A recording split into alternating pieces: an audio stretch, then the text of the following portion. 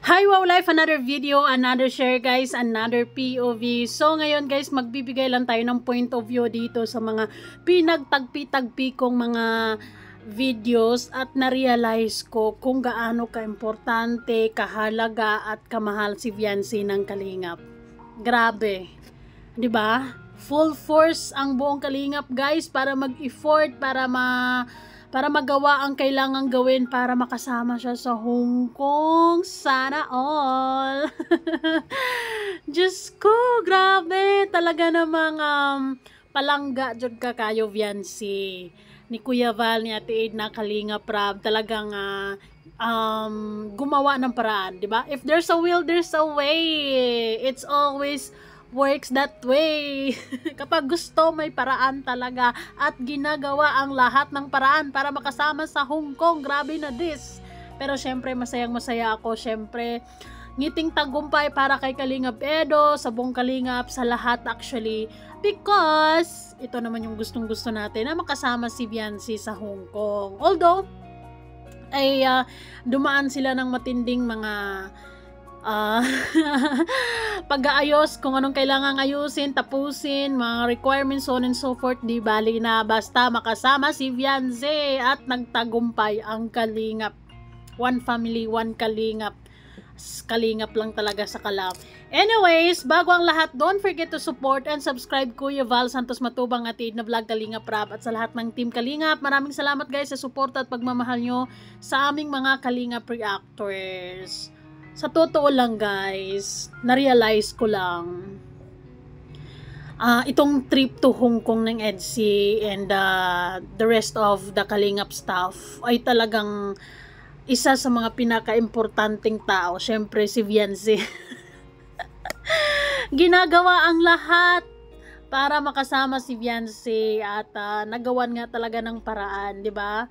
Grabe talaga. Kaya masayang-masaya ako dahil deserve ng EDSI, deserve nating lahat na makitang maging masaya sila after what happened sa dami-daming mga issues, mga kung anong pagsubok, bato dito, bato dyan. Hong Kong na this next week, early next week by 13? Ayun, mga bali 1 week ata sila doon. So enjoy babies. Ay nako, ang saya lang sa feeling, no? Na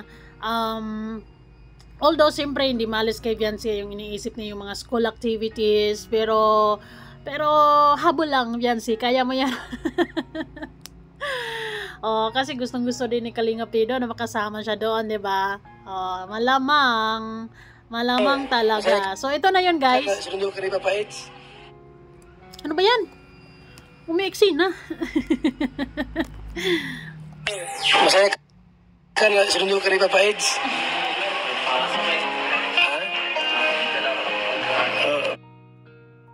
Masaya ka, sinundo ka ni Papa Eds. Full force talaga sila guys para makasama si Viancy. Kumain ka na di pa? Ano kain ka na pala? Diba?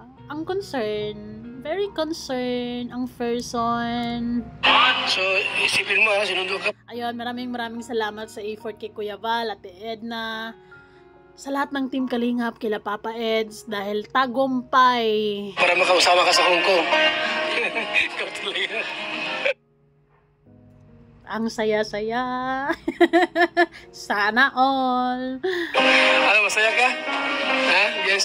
Masaya siya, pero deep inside, iniisip niya yung mga school activities, di ba? Since she is graduating this year.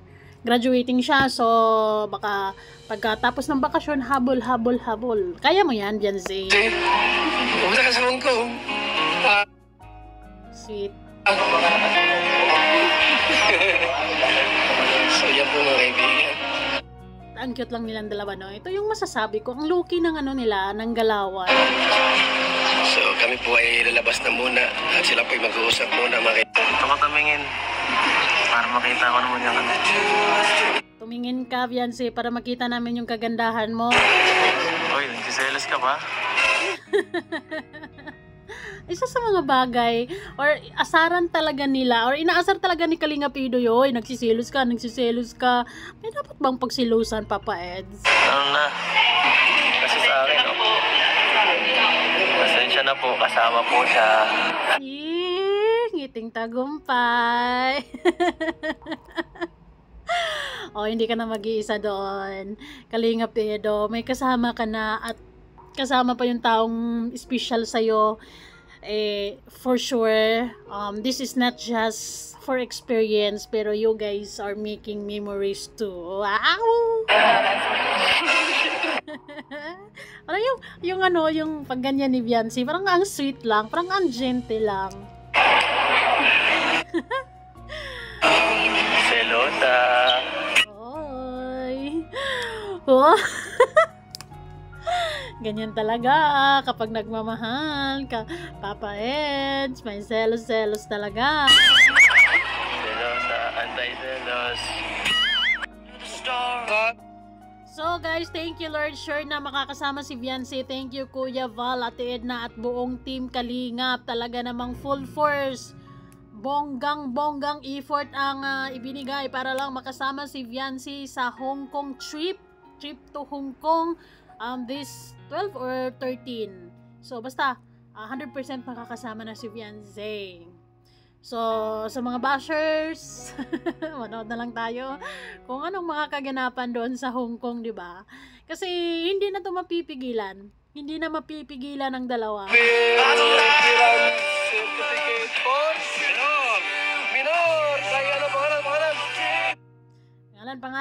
Pangalan, Viancy Jane Elona Batalero. Viancy Jane Elona Batalero. Yan.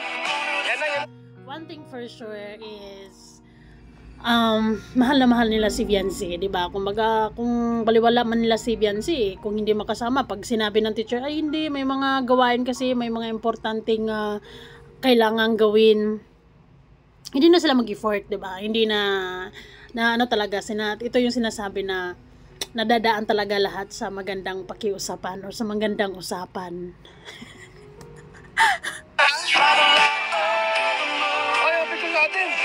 Success! Congratulations! And ngayon pa lang, winter ata sa Hong Kong, no? So, mamili na kayo ng mga pang-winter. Sana all! Uy guys, sa totoo lang, masayang-masaya ako na makakasama talaga si Viancy. Kasi nung mga nakarang live ni Kalinga Prab, kumbaga, walang confirmation na makakasama. It's because estudyante nga si Viancy and graduating, so maraming mga kailangang tapusin or gawin, lalo na matatamaan yung OJT. So nanganganib na hindi makakasama, pero ginawa ng paraan para makasama at nagawa ng paraan, kaya palakpakan. Deserve to ng Viancy or ng EDSI na magkasama sila doon para makalimutan man lang ng makalimutan ng mga issues. 'Di ba? Kasi siguro pagsubok lang 'yan ng samahan ng EDSI, yung mga issues na nangyari, kasi siguro kailangan lang nilang mas maging matibay pa at sa mga issues na 'yon, siguro I believe na doon din nila mas lalong nakilala or mas lalong nalaman nila lalo kung gaano kahalaga ang isa't isa, 'di ba? Yun.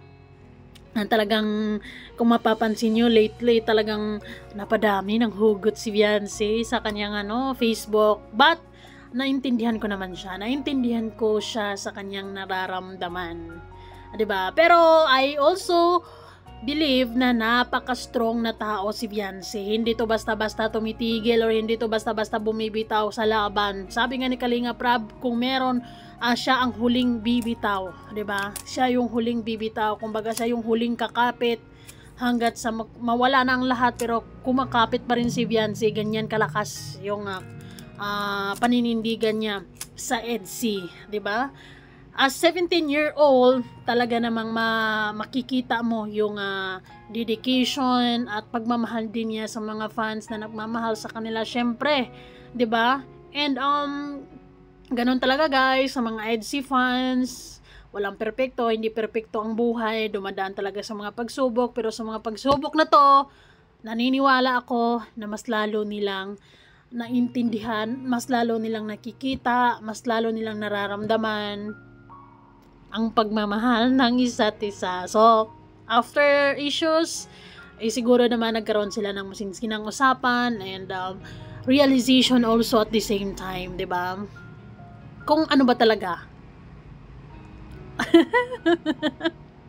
Malalaman natin yan after Hong Kong. Baka may mabuo sa Hong Kong mabuong bagong experiences, bagong memories, marami sa totoo lang.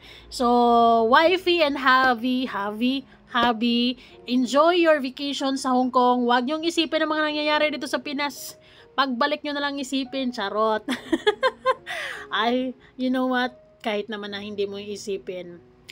Kumbaga, problema, mga iisipin, pagsubok, parte na talaga ng buhay ng isang tao, 'di ba? Para mas magiging matatag and para mas lalo mo ding makilala yung sarili mo. And sa EDSI, sa nangyayari, I believe na it teaches them a lesson yung mga issues na nangyayari, and they still choose to stay and pinanindigan ang EDSI dahil naniniwala ako na mahalaga ang isa't isa, mahal nila ang isa't isa. Okay? Sabi tayo. Ay, wala si Kalinga Prab dito, wala si Kalinga Prab. One thing for sure is Kuya Val, 100% happy, masayang-masaya na makasama si Beyonce. Well, masayang-masaya kasi bihira lang naman mangyayari yung mga ganyan. Picture po, kaibigan. Yan na, yan ito. Full force ang Kalingap para lang kay Beyonce. Mahal na mahal talaga nila si Beyonce. Talagang Kalingap loves Beyonce. That's it. Grabe, grabe.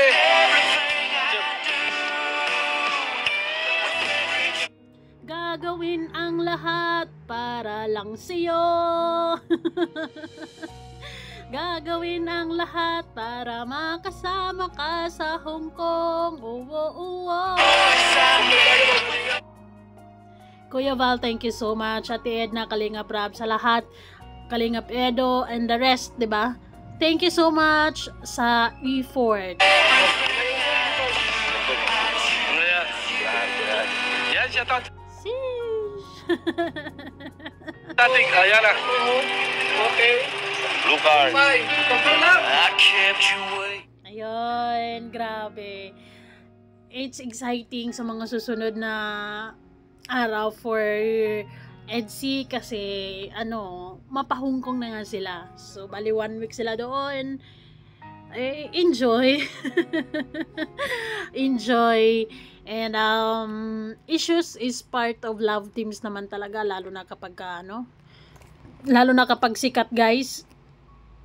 Nako talaga, hindi talaga mawawala yung issues. Pero sobrang hanga lang ko sa dalawa na instead na mabuwag, instead na yung iba nga natatakot na actually na baka mabuwag because of issues sunod-sunod, 'di ba? Pero mas lalo silang tumibay, mas lalong naging malakas, mas lalong naging matatag. Kaya that's it, ganun talaga.